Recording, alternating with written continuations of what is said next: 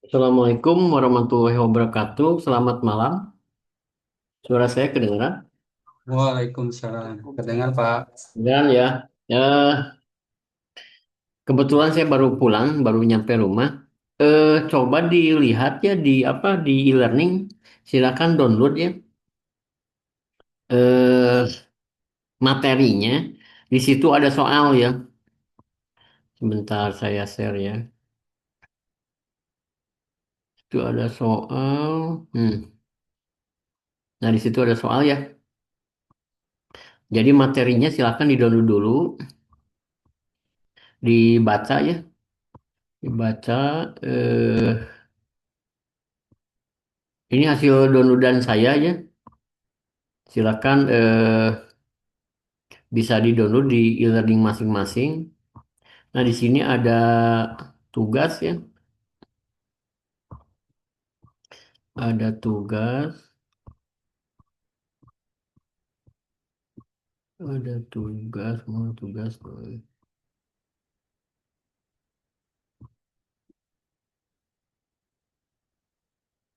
Ini ada tugas ya. Mana sih tugasnya? Ntar.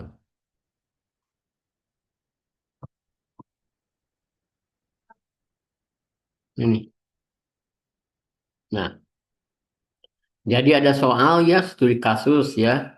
Perusahaan Anda mengalami insiden keamanan di mana data login karyawan berhasil dicuri. Hasil investigasi menunjukkan bahwa penyerang memasukkan perangkat ke jaringan LAN dan mengaktifkan promiscuous mode untuk menangkap traffic. Jadi pertanyaan jelaskan langkah-langkah sniping yang mungkin dilakukan oleh penyerang dan bagaimana teknik tersebut bekerja dalam jaringan yang menggunakan switch. Silakan dikerjakan ya, boleh didiskusikan dengan teman-teman yang lain gitu. eh Nanti dikumpul di KM dikumpulin ya. Jadi KM nanti pakai link yang kemarin saja. Kemarin kan ada link belum untuk mengumpulkan?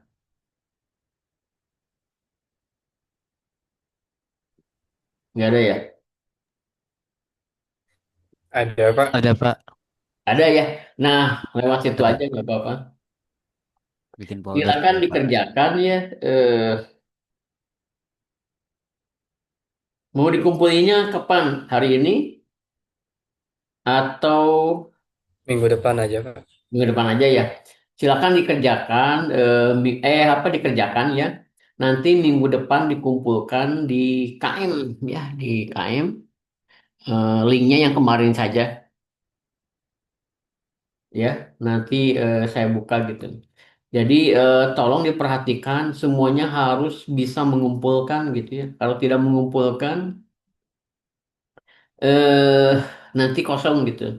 Nah, paling nanti sama KM mau ditentukan jam berapa? Seperti yang kemarin jam 7 ya.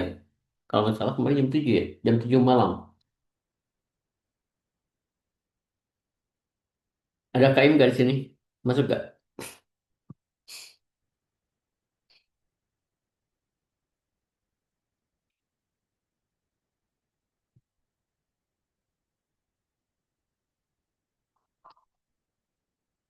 KM itu siapa ya? Lupa.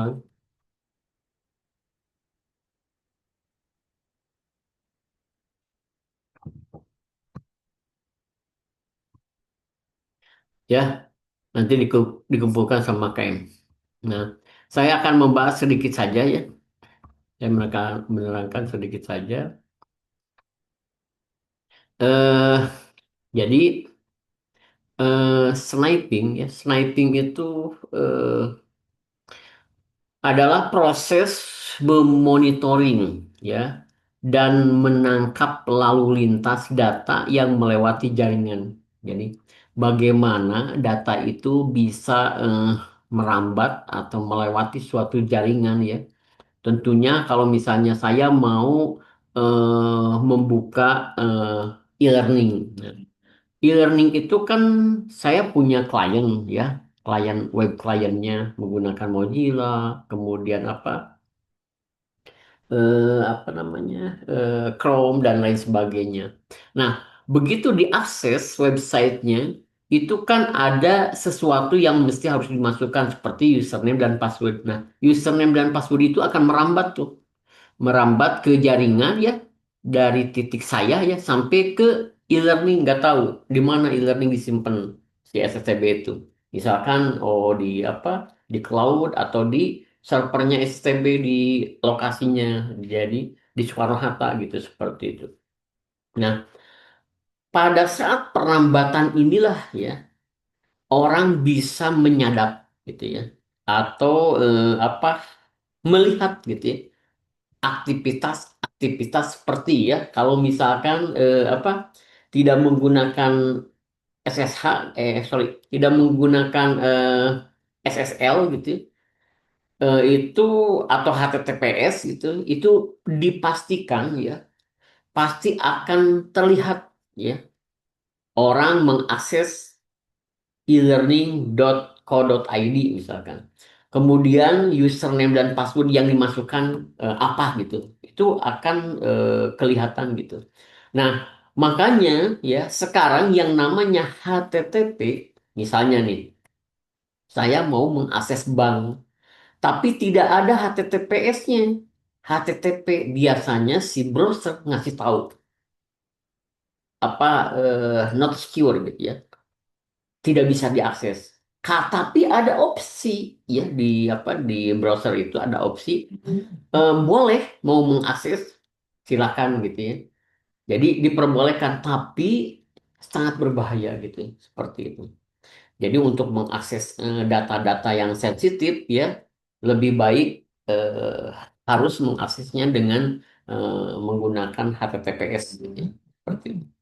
Nah, jadi di dalam konteks keamanan informasi, sniping ini sering dikaitkan dengan aktivitas penyadapan ya. Jadi mau menyadap gitu. Biasanya kan kalau yang namanya penyadapan ya, biasanya kan komunikasi, misalnya begini. Saya komunikasi dengan seseorang gitu ya. Di tengah perjalanan ada yang nguping gitu ya. Nah, itu kan menyadap. Nah, kalau apa istilah telekomunikasi atau pembicaraan itu apa, bisa dimengerti ya. Tapi di konteks jaringan itu tidak bisa saya menganyadap mendengar gitu, tidak bisa. Tapi harus menggunakan alat ya.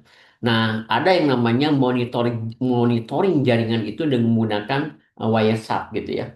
Tapi ini digunakan untuk internal, untuk memonitoring traffic eh, maintenance gitu ya, buat maintenance, tujuannya perbaikan dan sebagainya. Tapi ternyata ya, itu bisa digunakan atau disalahgunakan ya oleh orang-orang yang tidak bertanggung jawab, seperti pisau. Pisau itu sangat membantu ya untuk memotong ya, memotong apa, pokoknya memotong sesuatu di dapur gitu. Tapi kalau disalahgunakan oleh orang yang tidak bertanggung jawab, nah itu sangat berbahaya gitu. Jadi mirip ya, Wireshark itu diciptakan bukan untuk menyadap sebetulnya ya, untuk memperbaiki gitu ya. Tapi ya itulah, makanya seorang ethical hacking harus tahu dan paham benar gitu ya. Kita tidak boleh menyadap, kemudian kita tidak boleh apa, menyeken gitu ya, menyeken apa IP dan lain sebagainya, bahkan ngehack ya aplikasi server dan lain-lain. Itu sebetulnya tindakan yang tidak etis gitu ya. Nah, tapi ya, tapi ini kalau misalnya ya, eh, kita tahu misalnya web ini, SCTB ini punya kelemahan ya. Langsung aja scan, langsung nggak bisa begitu. Harus minta izin lagi, minta izin dulu ke yang punya gitu. Kalau misalnya diizinkan ya silakan dieksekusi. Kalau tidak ya jangan, gitu. Biarin saja gitu. Seperti itu. Jadi apa yang bisa disadap atau didengar ya? Ya intinya ya mencuri informasi sensitif seperti username ya, kemudian password, kemudian data-data pribadi, atau informasi rahasia perusahaan dan lain sebagainya. Jadi menurut Stalin ya, tahun 2021 eh, itu sniping itu adalah penangkapan pasif paket. Jadi menangkap ya paket-paket data saat mengalir melalui media jaringan. Artinya, ya, jaringan itu bisa jaringan kabel ya, bisa itu.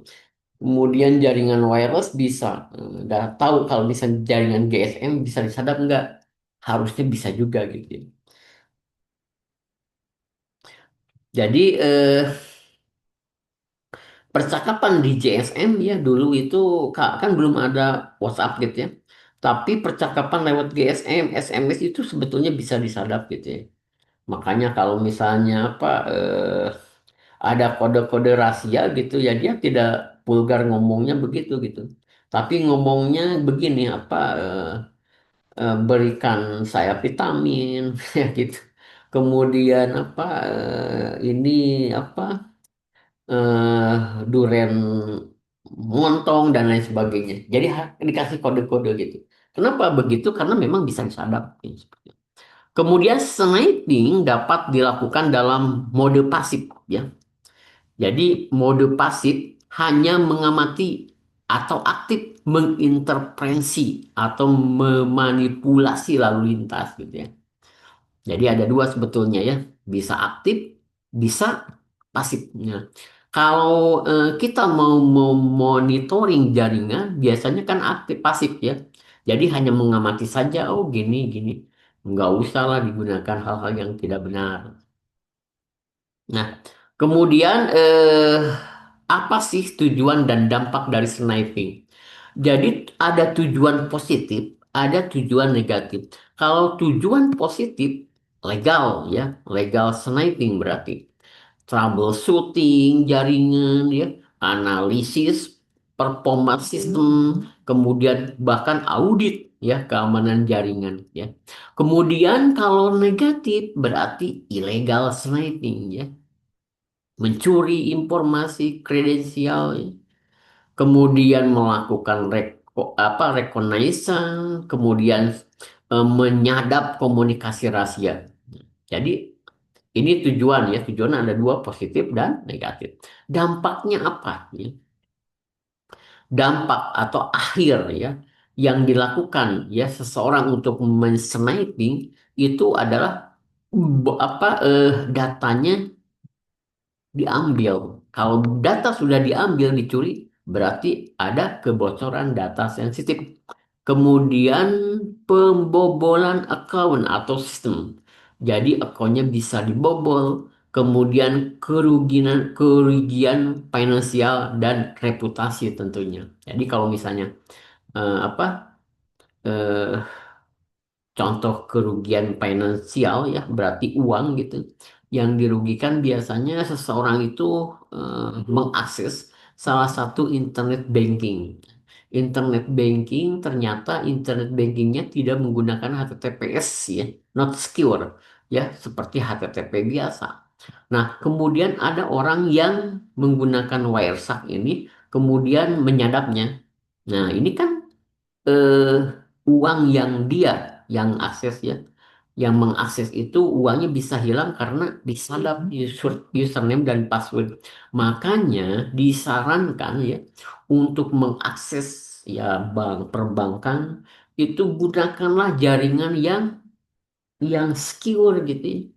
Jangan menggunakan jaringan, oh ini nih di kafe nih, kafe kan gratis, kita mau mengakses internet banking, oh jangan gitu atau di warnet gitu ya. Jangan gitu, tapi gunakanlah di di rumah gitu ya atau menggunakan GSM. Nah, kenapa? Karena waktu dulu itu ada yang pernah mencoba gitu ya. Mencoba untuk ikut gitu ya. Jadi ada salah satu WiFi di kafe. Kemudian ada salah satu orang sebagai hacker dan salah satu orang mengakses perbankan. Nah, begitu disadap ya karena tidak menggunakan HTTPS, nah ini bisa ya dicuri gitu ya. Kalau di rumah mungkin tidak bisa gitu. Kenapa tidak bisa? Wong yang punya WP-nya saya sendiri, passwordnya orang lain nggak bisa gitu. Seperti itu. Jadi kalau menggunakan WP yang gratisan itu harus hati-hati. Kemudian reputasi jelek gitu ya. Kalau misalnya begini, tiba-tiba ada yang ngehack gitu ya. Ada yang ngehack, ya katakanlah, oh ini bank sering dihack nih pelanggannya, kok pelanggannya banyak yang komplain, banyak yang dihack. Nah kan menjatuhkan reputasi dari institusi tersebut gitu. Atau di STB ya. STB tidak menggunakan HTTPS tapi menggunakan HTTP ya. Begitu diakses banyak aja nilai ada yang berubah, kemudian nilai tiba-tiba dari D menjadi A ya, atau dari A menjadi E dan lain sebagainya. Bahkan data-data mahasiswa begitu ditarik datanya itu ternyata pada salah semuanya gitu. Oh, KTP-nya siapa, nomornya berapa, pokoknya berantakan. Nah, itu eh, reputasi ya. Jadi nanti dianggapnya sama mahasiswa, nah ini e-learning STB ini nggak beres. Kalau tidak beres berarti menimbulkan suatu hal yang tidak percaya gitu. Wah, jangan-jangan data saya bocor semuanya gitu ya, seperti itu. Meskipun pada kenyataannya tidak hanya sniping aja, sniping itu hanya penyadapan, tapi di luar itu seperti hacker masuk ke sistem atau hacker menggunakan social engineering ya, kemudian mendapatkan username password untuk masuk ke sistem. Nah, itu kan di luar itu gitu ya. Jadi banyak sekali gitu. Ini yang kita bahas adalah sniping. Kemudian ada beberapa yang namanya jenis sniping ya. Ada pasif. Kalau pasif itu hanya monitoring saja, ngelihat saja, tidak ngapa-ngapain. Ini lihat, oh ini aksesnya ke bank anu ya. Kemudian username passwordnya A, kemudian pas username A, passwordnya B. Ya sudah biarin gitu. Tidak kita mencoba kemudian membobolnya, tidak. Itu ada namanya apa pasif. Jadi pasif itu apa tidak mengganggu lah gitu ya, hanya monitoring saja. Nah, ini sudah dibuktikan ya bahwa sniping itu bisa dilakukan jika menggunakan hub gitu. Makanya kemarin itu asalnya kan hub. Hub-hub itu sekarang berubah menjadi switch ya. Switch hub gitu ya namanya. Jadi kalau mau nyoba-nyoba ya harus menggunakan hub biasa gitu. Tapi sekarang sayang sudah tidak ada lagi itu hub biasa gitu. Yang ada adalah sudah switch ya. Bahkan sudah manage ya seperti itu. Jadi sebetulnya ya HTTP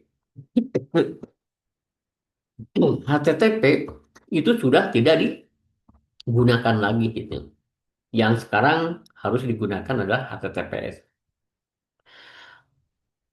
Kalau yang seperti itu sudah tahu ya bahwa HTTP itu ada kelemahan, jangan sekali-kali membuat suatu website tidak menggunakan HTTPS. HTTPS itu adalah sebetulnya Secure Socket Layer gitu. Jadi HTTPS itu tidak diprogram tidak, tapi bisa berlangganan gitu ya supaya HTTPS-nya atau sertifikatnya muncul gitu ya. Tapi ya kadang-kadang ya ada beberapa HTTPS itu kan bisa berbayar, bisa bergratis gitu ya. Tergantung langganan gitu. Sebetulnya kalau misalnya gratis itu harus kita maintain gitu ya. Jadi harus di renew, renew. Jadi terus apa diperbaharui gitu. Jangan sampai sudah expired ya atau sudah tidak bisa di apa sudah habis itu masa waktunya. Itu biasanya ada jeda diam aja lupa mengupdate SSL-nya. Nah, itulah yang apa yang bisa menyebabkan terjadinya sniping. Makanya kalau mau apa SSL ini atau apa secure socket layer ini ya harusnya berbayar gitu. Kalau berbayar kan terus-menerus secara kontinu gitu ya seperti ini. Kemudian aktif sniping, jadi melibatkan manipulasi lalu lintas untuk mendapatkan informasi. Ya. Jadi seperti misalnya ARP. ARP itu adalah Resolution Protocol. Jadi menyatukan bahwa ya IP ini ya digunakan untuk MAC address ini ya. Nah, kalau di Mikrotik kan seperti itu. Saya mau memantek ya bahwa MAC address ini ya IP-nya ini gitu ya. Seperti tidak boleh digunakan yang lain ya. Nah, MAC address ini kan unik gitu ya. Jadi kalau unik itu eh, tidak ada yang sama. Nah, kenapa tidak ada yang sama? Ya semua produksi ya LAN kan atau NIC itu harus diawasi gitu. Tidak boleh di dalam suatu produk, misalnya produk negara A, produk negara B, berbentrokan gitu ya, MAC address-nya. Itu tidak boleh. Makanya untuk menentukan siapa yang punya perangkat ini bisa dilihat dari MAC address-nya. Kalau dari HP apa email ya kalau nggak salah. Nah, kemudian eh,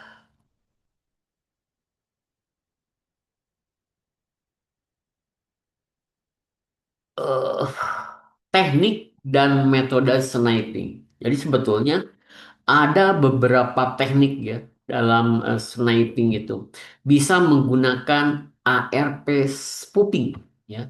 Jadi mengetahui tabel ya, tabel ARP korban agar mengarah paket ke attacker, jadi penyerang ya seperti itu.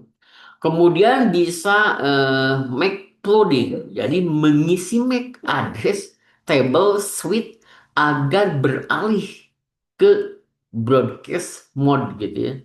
Kemudian ada yang namanya DNS spoofing, yaitu menangkap dan memalsukan permintaan DNS. Jadi sebetulnya memang ya kalau kita lihat jaringan itu tidak untuk secure gitu ya. Dulu waktu diciptakan jaringan tidak untuk diamankan tidak gitu. Yang penting dulu tujuannya ya, kan ini dulu jaringan LAN itu digunakan oleh pengguna tentara gitu ya, militer gitu ya. Jadi yang penting terhubung gitu ya. Belum memikirkan ada hacker dan lain sebelum. Makanya di dalam OSI layar ya, OSI layar kan ada yang namanya TCP/IP, layar satu, layar 2 dan lain sebagainya. Itu eh, di situ banyak vulnerability atau kelemahan-kelemahan atau kerentanan yang mesti harus dipikirkan gitu. Apalagi wireless. Wireless itu tidak pernah memikirkan bahwa itu harus aman, tidak. Tapi bagaimana si data bisa mentransfer ya, mentransfer eh, dengan menggunakan wireless atau udara gitu ya seperti itu. Jadi kebayang. Jadi ada suatu isu ya. Dulu itu ada yang namanya eh, peneliti, dia ingin mentransfer energi, ya, mentransfer energi. Ya, sebetulnya transfer energi itu sudah lama ya digunakan atau diteliti gitu ya.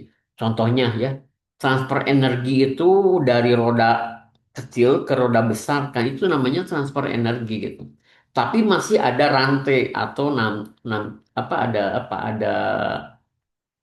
ada apa namanya eh, time bell gitu ya. Jadi bisa menggerakkan ya.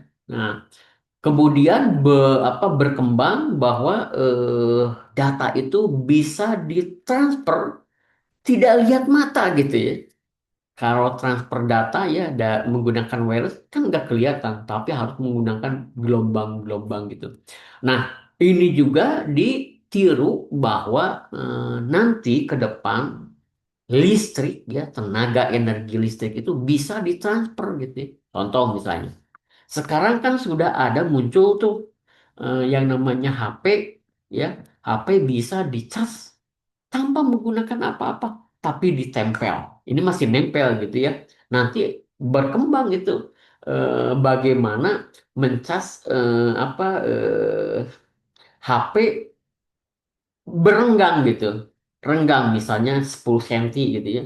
Atau nanti bisa berkembang berapa? 1 meter gitu. Jadi 1 meter didekatin 1 meter ini kayak apa?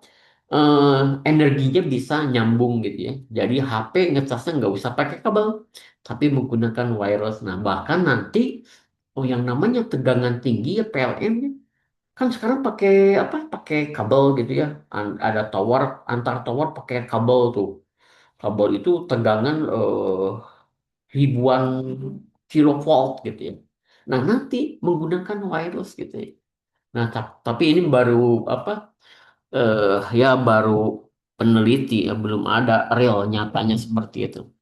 Oke, kemudian tadi ada ARP spoofing, ada McClouding, ada DNS spoofing, kemudian ada MITM, jadi mind in the middle, jadi di pertengahan, ya, menyisipkan diri di antara dua entitas komunikasi. Jadi kalau misalnya saya berkomunikasi nih, sekarang komunikasi ke semua ya, berarti saya komunikasi yang punya Zoom itu kan seseorang gitu ya. Ya, katakanlah di daerah negara mana gitu ya.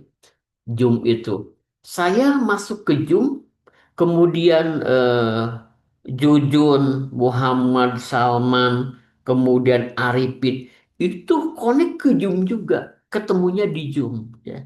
Nah, saya ke Zoom itu kan ada kalau diibaratkan merambat gitu ya. Saya ngomong A. Terus kalau di apa slow motion gitu ya. A langsung berjalan ke jaringan sampai ke Zoom. Dari Zoom langsung jalan ketemu Jujun A katanya. Kemudian dari Zoom merambat lagi ke Muhammad Salman A. Kemudian ke Arifin Muka apa Muko A. Nah, tapi karena cepat saking cepatnya jadi begitu ngomong saya A langsung sana A gitu ya.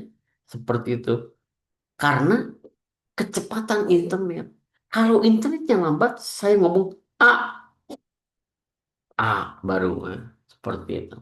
Nah, ini saya ngomong ke Zoom, dari Zoom ngomong ke semua mahasiswa itu merambat, bisa disadap, ya. Makanya di WhatsApp itu ada ketentuannya end to end saya enkripsi katanya, end to end di enkripsi. Nggak tahu benar gak ya. Tapi ya sementara ini percaya aja dulu.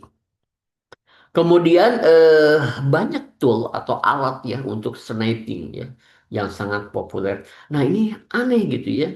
Kenapa tool itu banyak diciptakan gitu ya? Tujuannya untuk apa? Untuk membantu kita ya memonitoring jaringan, tapi bisa disalahgunakan ya untuk ngehack atau ya untuk mengambil keuntungan dari finansial sama apa ya reputasi, persaingan bisnis, politik dan lain sebagainya. Jadi Wireshark ini adalah menggunakan graphic unit interface ya, graphic user interface, jadi tool paling populer. Jadi saya waktu menggunakan Wireshark itu saya masih kuliah sudah menggunakan gitu ya. Saya iseng-iseng gitu ya di rumah nih. Di rumah itu kan ada kakak, ada orang tua, ada adik gitu. Ya sudah iseng-iseng aja menggunakan WhatsApp ini. Ini kenapa ya internet sering mati-mati? Nah, karena saya yang ganggu gitu seperti itu. Nah, kan itu mengganggu ya. Tapi kan intinya apa harusnya tidak mengganggu gitu. Misalnya ini ada traffic ya kenapa ini lambat gitu. Internet lambat, di ping juga lambat, dicek router nggak masalah, perangkat switch nggak ada masalah, jaringan oke. Nah, baru gunakan WhatsApp ini. WSX ini sebetulnya sudah banyaklah tutorial-tutorial ya di apa di YouTube gitu ya. Kemudian menggunakan TCP dump. Jadi yang tadi WSX pakai apa? Graphic User Interface. Jadi ada apa? Ya seperti tampilan lah gitu ya. Tampilannya enak dilihat gitu. Ini kalau yang TCP dump itu menggunakan command line gitu. Makanya eh, sesuai kebutuhan gitu ya. Kalau kita tidak bisa atau tidak mengerti command line berarti menggunakan graphic user interface atau apa GUI seperti itu. Nah, kemudian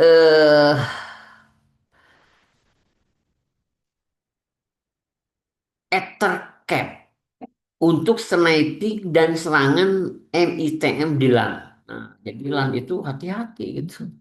Ya, saya misalnya di kantor saya menggunakan LAN, teman saya menggunakan lain. Ada orang lain bagian divisi lain eh, masih menggunakan satu LAN gitu ya.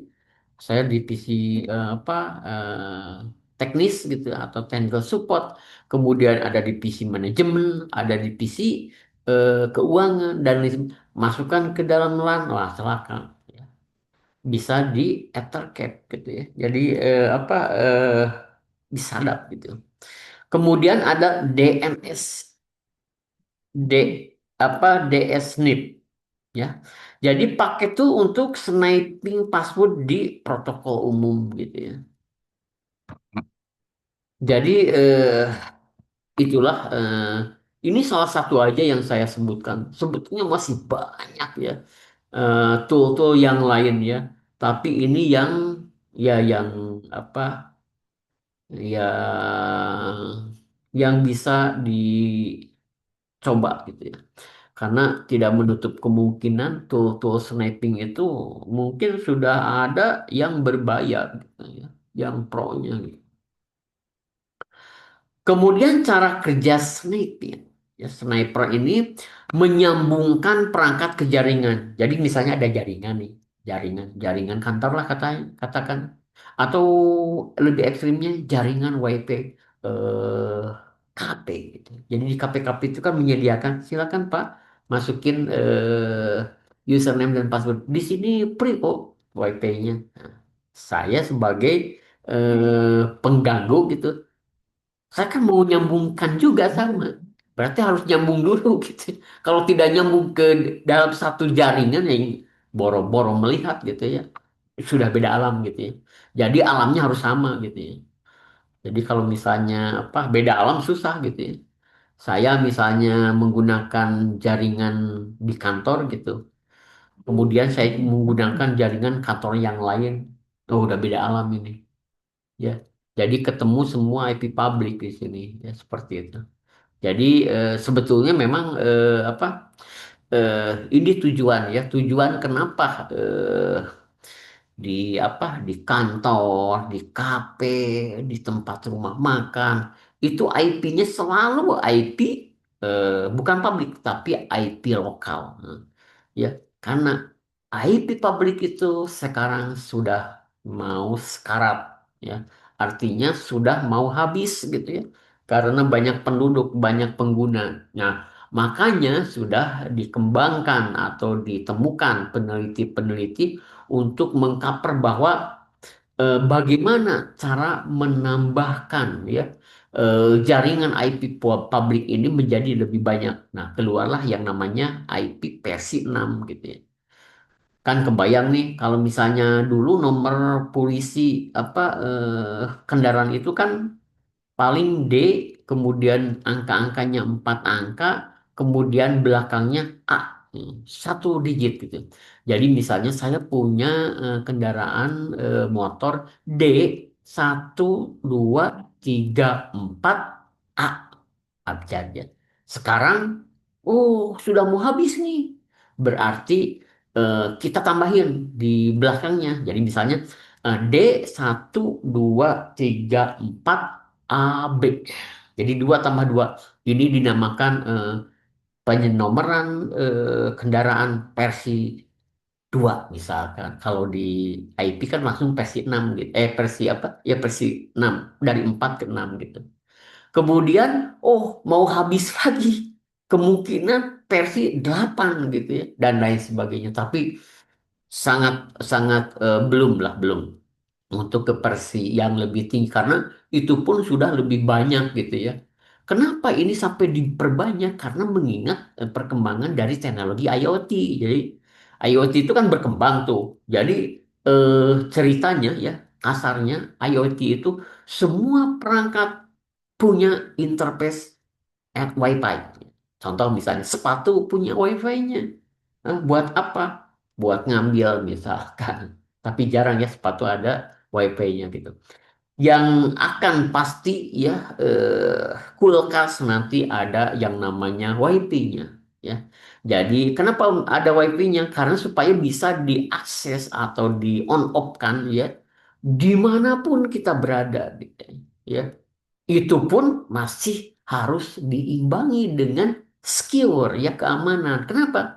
Karena kebayang kalau misalkan ya, kalau kulkas dimatiin ya, misalnya ada yang ngehack gitu ya, kulkas seseorang siapapun di dunia ini yang terhubung dengan kulkas masuk ke jaringan gitu ya, siapapun bisa mematikan dan men-shutdown tuh kulkas. Apakah ada efeknya? Tepira oge non kulkas ya biarin aja mati. Tapi bayangin di kulkas itu isinya ya mikroba misalkan atau apa ya ya binatang gitu binatang kecil gitu. Kalau misalnya suhunya panas, nah bisa berbahaya gitu. Atau misalkan pemanas ya. Pemanas yang bisa dikontrol dari luar, memanaskan suatu apa tubuh gitu, tiba-tiba mati. Nah, bahaya gitu. Jadi memang belum sempat ke situ karena memang lagi dikembangkan security-nya seperti apa gitu. Karena seandainya semua ya terhubung ke internet, mobil terhubung ke internet, bisa mengatur kecepatan, bahkan robot-robot ya, pembuat atau pabrik-pabrik mobil ya, motor dan lain sebagainya sudah menggunakan teknologi robotik ya yang bisa diakses dari pusat. Misalnya nih ada kantor pusat di Jakarta, kemudian ada kantornya cabang di Bandung. Nah di Bandung itu buka pabrik robotik nah, yang bisa diakses lewat pusat Jakarta, tiba-tiba dihack. Nah begitu mau menempelkan kaca atau mesin ya secara otomatis salah nempel ya Pak Baliut ya akhirnya ya bertabrakan ya seperti itu jadi kebayang lah IoT memang teknologi wireless yang dikembangkan tanpa memikirkan waktu dulu tanpa memikirkan keamanan gitu. Ini sangat membantu, kebayang ya. Sekarang rumah-rumah ya, ditinggalkan, mungkin setrikaan, mungkin apa mesin cuci sudah terhubung ke internet. Saya tinggal langsung aja pergi. Sambil saya monitoring ini sudah dimatiin belum ya? Ini sudah dikunci atau belum ya? Saya lupa. Menggunakan aplikasi. Oh ini nih, nyalain nih rumah depan nih, kan udah malam gitu. Kemudian, oh ini nih, ini tadi belum saya matikan ini apa kompor nih, karena kompornya sudah masuk ke IoT gitu. Oh saya matiin dari sini. Oh ini lagi nyala, ini bahaya, dimatiin gitu. Itu tujuannya supaya bisa diakses. Tapi apakah benar begitu gitu ya? Misalnya, saya punya ikan koi, ya, ratusan juta misalnya. Dan itu harus dikasih makan setiap hari dan harus pas pokoknya suhunya harus pas dan lain sebagainya. Kalau tidak pas mati itu yang ratusan juta harganya. Tiba-tiba saya pergi kemana ke Surabaya. Waduh, saya ke Surabaya, saya lupa itu belum dikasih oh bisa dikerjakan di jarak jauh gitu. Oh ini nih pakannya belum nih. Oh ini, oh udah, rumahnya belum dimatiin nih, saya matiin. Oh, oh ini belum dikunci di kamar ini, kunci seperti itu. Itu memang apa istilahnya apa eh, memungkinkan ya kita dibantu dalam kehidupan sehari-hari. Itu IoT. Kemudian apa sudah masuk jaringan kan menghubungkan perangkat ke jaringan. Setelah masuk ke jaringan, kemudian mengaktifkan mode ya promiscuous ini ya. Jadi menerima semua paket bukan hanya yang ditujukan untuknya gitu. KB aja semuanya diterima. Nah,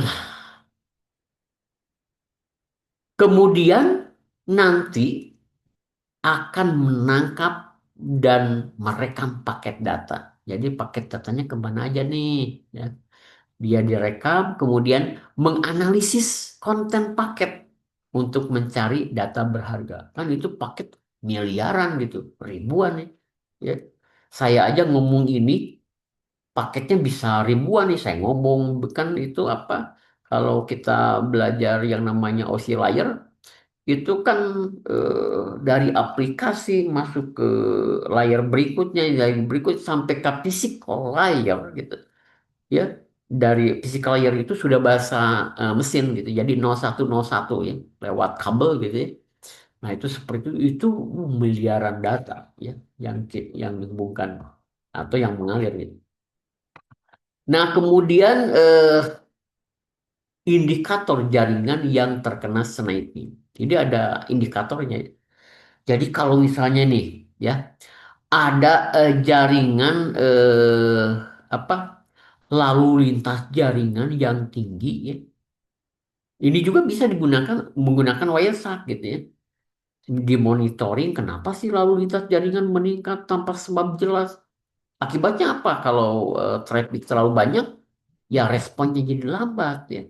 Kemudian dari perangkat jaringannya juga melemah, kemudian terjadinya apa ARP yang konflik ya atau duplikasi IP gitu ya.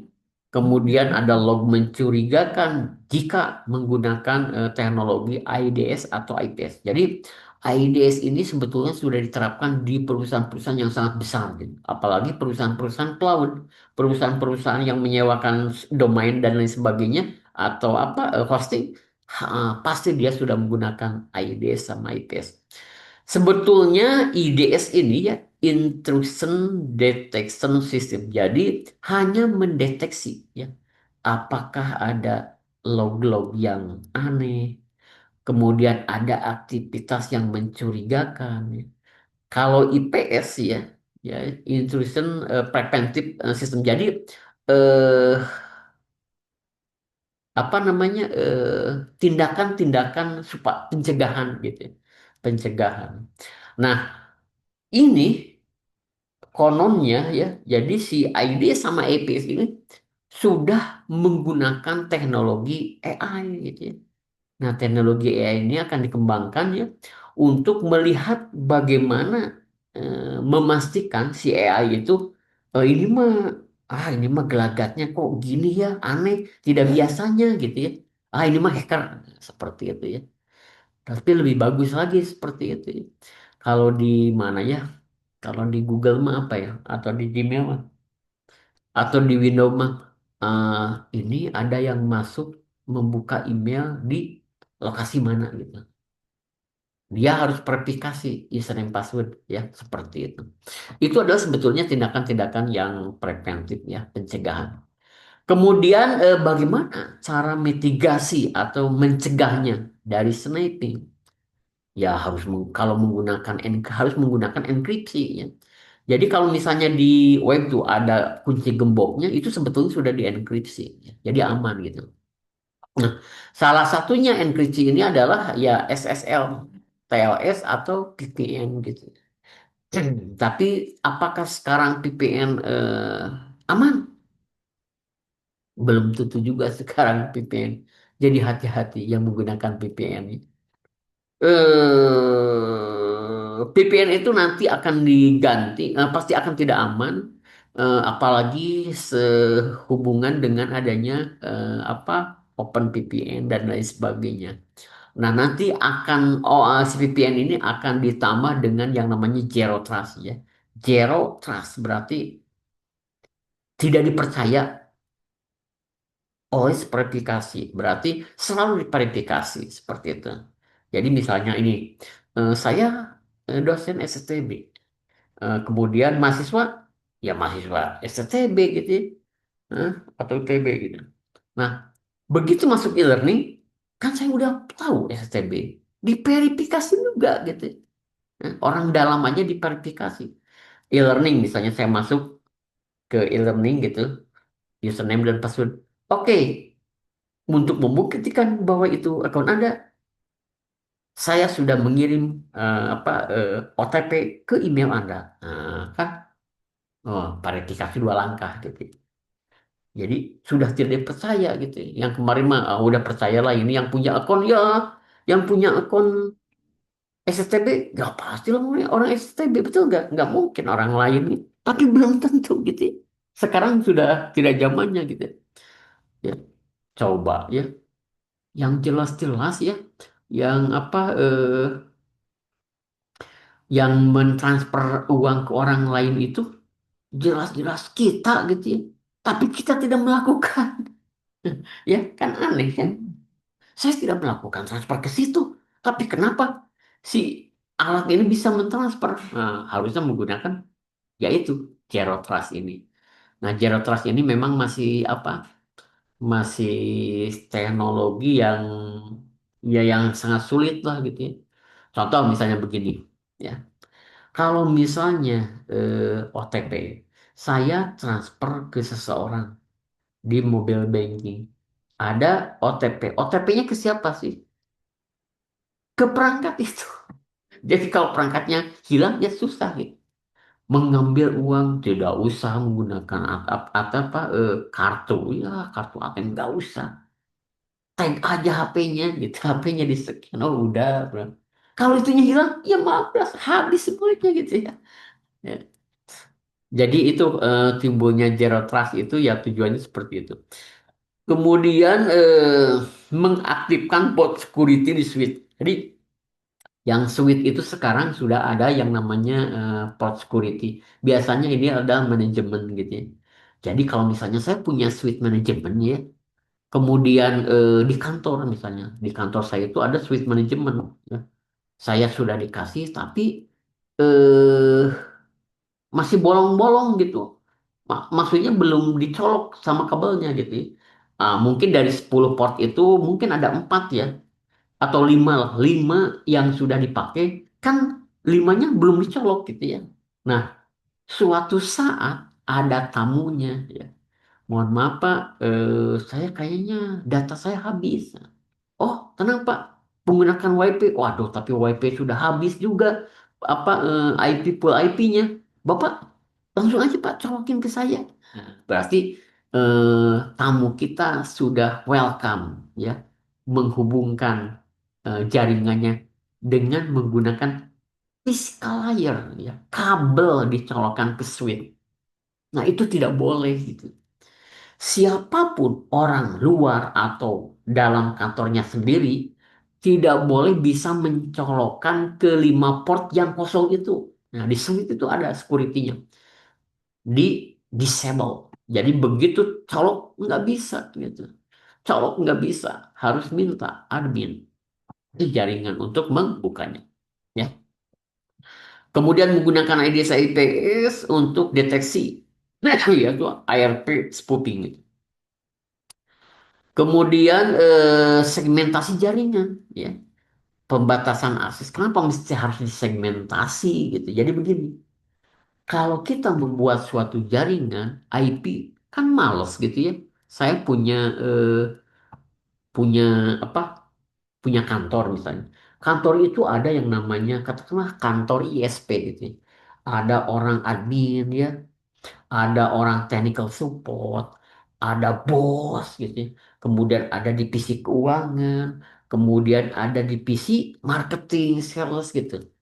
Saya males lah beli-beli router segala macam. Udah aja switch satu, sebarkan semuanya. Nah, itu tidak boleh gitu. Mesti harus disegmentasi, dipecah-pecah. ya, dipilah-pilah gitu ya. Ya. Makanya sekarang teknologi pilan sudah berkembang gitu ya. Untuk bagian keuangan menggunakan pilan satu ya. Untuk technical support pilan dua ya. Untuk sales pilan tiga ya. Dan lain sebagainya. Kalau misalnya ada sales yang macam-macam ya. Atau bukan macam-macam ya. Sales yang, oh Pak, hebat Pak. Bapak penjualnya bagus. Langsung sini Pak. Masuk ke saya Pak. Oh, ngobrol-ngobrol. Si salesnya yang temannya itu ya.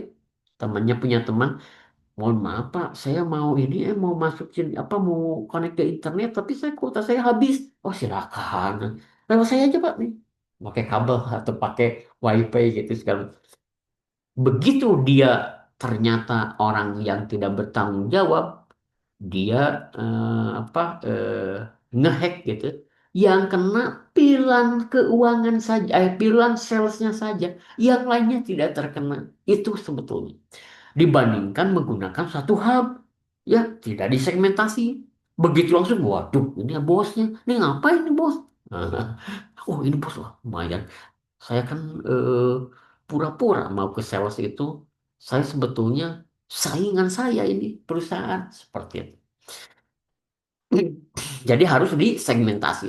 Kemudian studi kasus di sniping ini jadi pada tahun 2018 ya, ada sebuah perusahaan telekomunikasi besar mengalami kebocoran data karena seorang internal attack ya, menyerang menggunakan Wireshark gitu.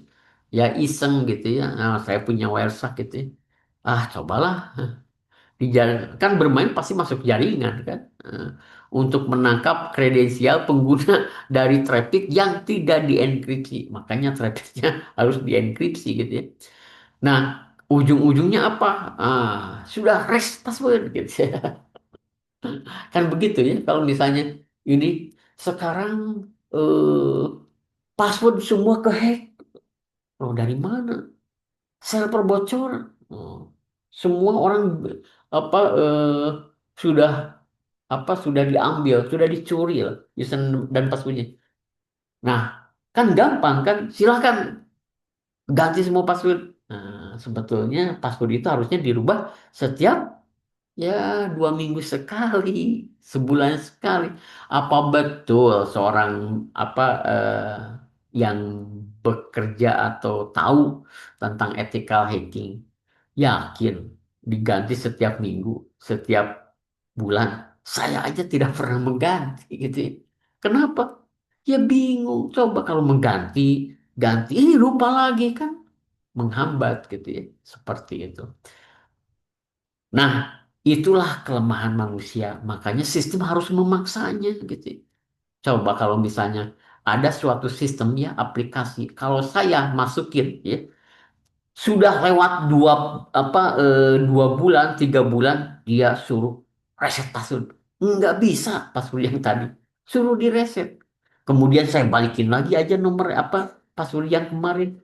Dia tahu juga ini sudah pernah dimasukin, ganti lagi. Oh, bingung. Berarti ini pintar gitu ya. Si mesinnya pintar gitu ya.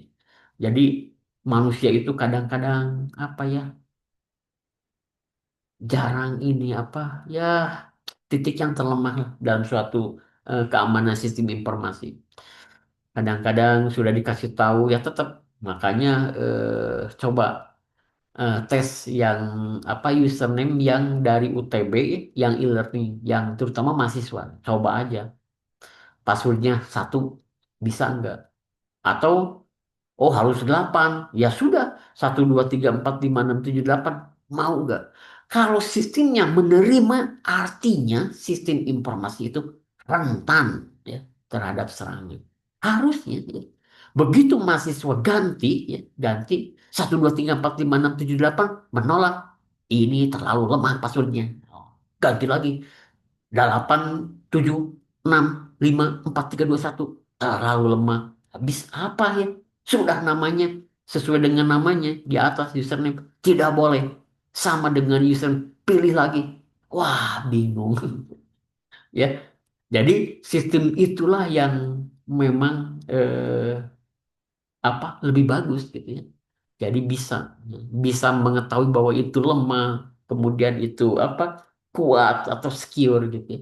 Kalau misalnya saya masukin 1, 2, 3, monyet, minus, bintang, tanda pagar, tanda seru, dolar, oh langsung masukin passwordnya yang baru, yang apa passwordnya yang sama, masukin baru menerimanya. Itu adalah sistem atau aplikasi yang benar-benar skill gitu. Itu dari segi username dan password saja gitu. Kemudian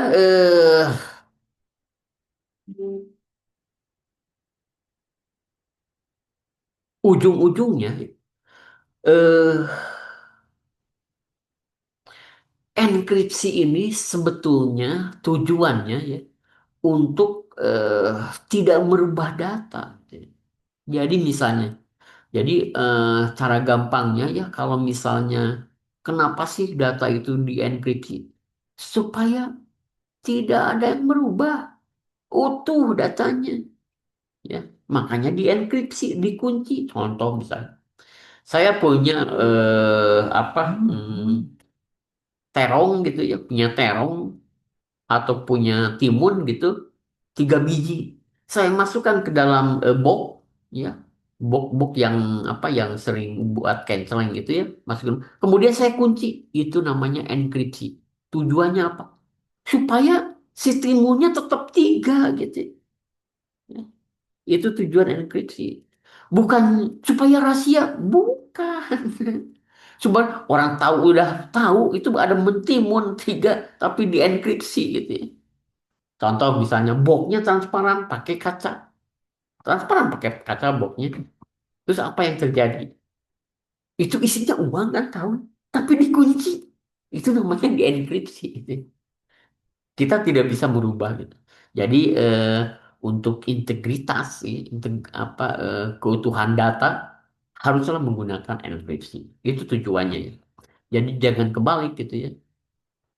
Supaya bagaimana supaya data itu rahasia? Enkripsi. Oh, salah. Kemudian nah sebetulnya ini praktikum ya. Tapi kita kena ada kesulitan ya di mana mahasiswa banyak yang belum punya perangkat device yang mumpuni gitu. Tapi di sini bisa dijelaskan gitu. Jadi praktikum sniping ya dengan Wireshark ini sebetulnya sangat mudah gitu, sangat mudah. Tinggal diinstal Wireshark-nya, kemudian kita melakukan sniping dengan menggunakan Wireshark. Jadi tujuan mahasiswa mampu mengcapture itu ya, menyadap gitu ya, dan menganalisa lalu lintas jaringan menggunakan Wireshark. Jadi di Wireshark itu kan ketahuan tuh jaringan mana. Oh ini nih masuk nih. Oh ini ada terima. Oh banyak gitu ya. Oh ini nih masuk nih. Oh ini sih ini masuk. Nah seperti itu. Jadi kalau mau ya ini ada langkah-langkahnya. Tapi yang jelas langkah-langkahnya ya install dulu lah atau jalankan Wireshark-nya. Kemudian pilih interface jaringannya, misalnya jaringan internet 0 atau VLAN 0 kalau wireless gitu. Kemudian start capture gitu. Kemudian gunakan filter seperti HTTP IP address-nya berapa gitu. Kemudian analisis paketnya dan temukan data penting. Nah, itu seperti itu ya. Ini kasarnya lah gambaran. Nanti kalau ada waktu kita coba ya. Tapi tentunya ini tidak boleh dicoba sembarangan gitu ya. Artinya begini, oh saya punya di kantor nih, di rumah nggak punya wifi gitu. Ini dia kantor, saya install WhatsApp setelah di-install langsung kita jalankan. Ternyata out-outan jaringannya. Ya. Nah itu berbahaya gitu. Jadi ya gunakanlah lem kecil-kecilan. Kemudian ternyata MAC address bisa di attach juga gitu ya. Nah kan MAC itu sebetulnya kan unik ya. Jadi McAlesh itu hanya satu ya nomor ya di antara semua perangkat-perangkat yang ada. Perangkat-perangkat itu kan banyak tuh. Ada yang Huawei, kemudian perangkat ada yang Cisco, kemudian perangkat ada yang ZTE, kemudian perangkat apa wireless juga, kemudian ada perangkat router, kemudian ada perangkat interface ya, Ethernet card gitu yang ada di PC desktop, kemudian ada juga di WiFi yang ada di laptop. Nah, itu semuanya tertata dengan rapi dan unik ya, hanya satu gitu. Karena memang diatur setiap pabrikan itu diatur gitu ya. Sama seperti IP, kok bisa ya MAC address itu harus unik gitu. Apakah setiap apa pabrikan punya MAC address masing-masing? Ya bisa aja. Misalnya saya mengeluarkan eh, LAN card gitu ya. Atau apa card untuk wireless gitu ya. Semau mau gua aja gitu ya. Ya nomornya ini, nomornya nggak bisa begitu ya. Jadi harus terdaftar gitu. Sama dengan IP.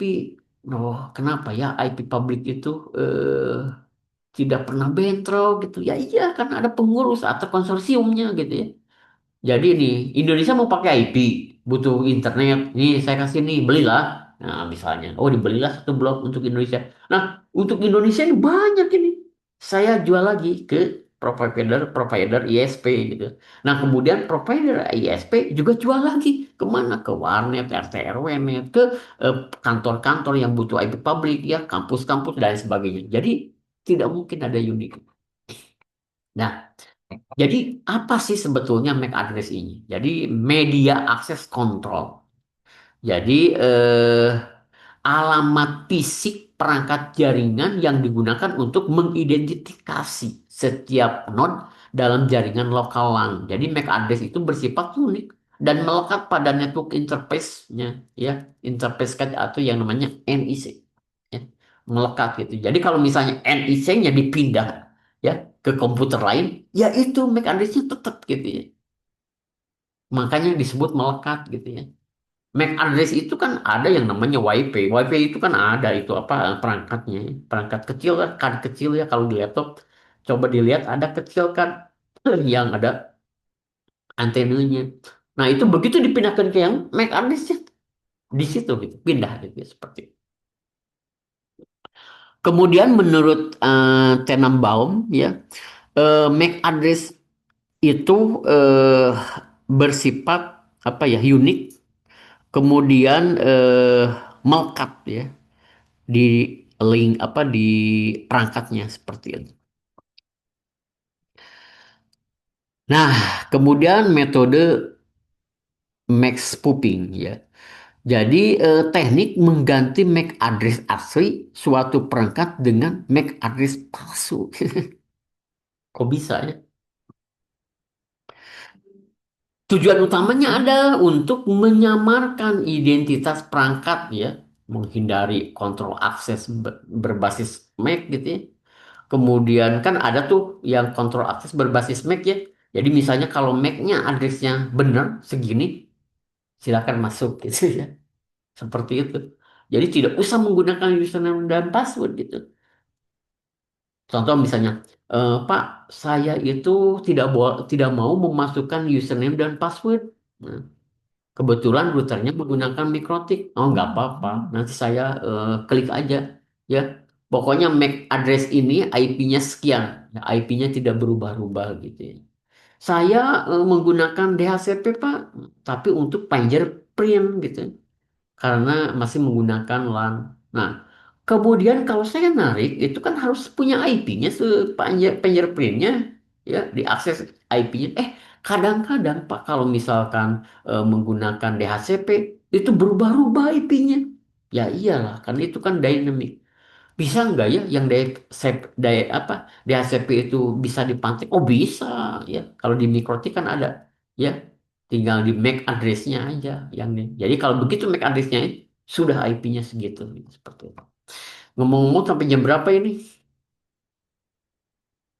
Masih lama nggak? Sampai jam 10, Pak. Udah lebih 3 menit. Ah, udah lah.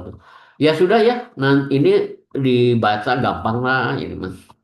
Sekarang sudah banyak lah apa tutorial di Google ya. Di Mbah Google di apa di YouTube dan lain sebagainya. Nah, ini dijawab ya. Ini udah gampang nggak? Soal-soalnya dijawab. Kemudian nanti dikumpulkan di link yang KM berikan kemarin aja lah. Kemudian minggu depan ya jam 7 lagi ya batasnya ya. Nanti kalau misalnya lewat-lewat di jam 7 saya potong aja lah nilainya ya. Jadi pastikan lewat tidak lewat dari jam 7 malam. Gitu ya. Baik, kalau sudah saya akhiri sampai di sini ya. Assalamualaikum warahmatullahi wabarakatuh. Waalaikumsalam. Salam.